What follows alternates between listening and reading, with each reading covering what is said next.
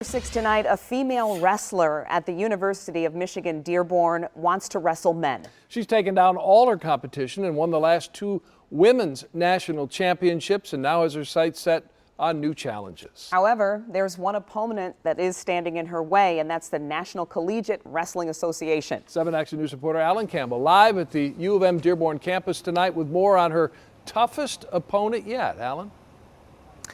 Well, Dave and Glenda, things have never really been easy for Marina Gucher. In fact, she's the only female wrestler here at the University of Michigan-Dearborn. She's the only female wrestler in the entire Midwest region.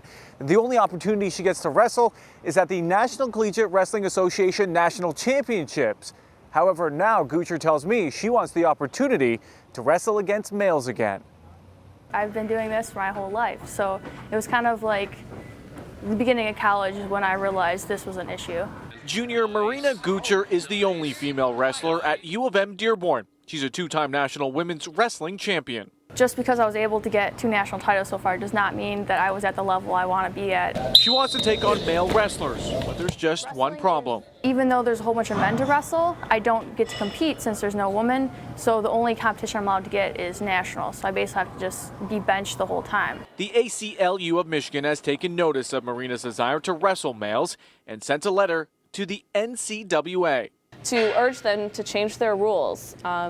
Women should be able to wrestle against men if there are no other equal opportunities for them to wrestle and compete. According to the ACLU of Michigan, the NCAA sent out an email this past season to the coaches stating women wrestle women, men wrestle men in practice and competition, period.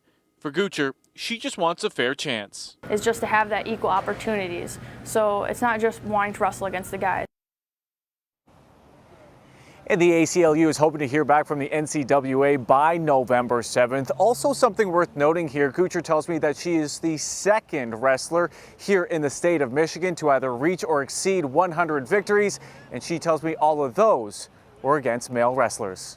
For now, reporting live here in Dearborn, I'm Alan Campbell, Action News. All right, Alan, thank you. And coming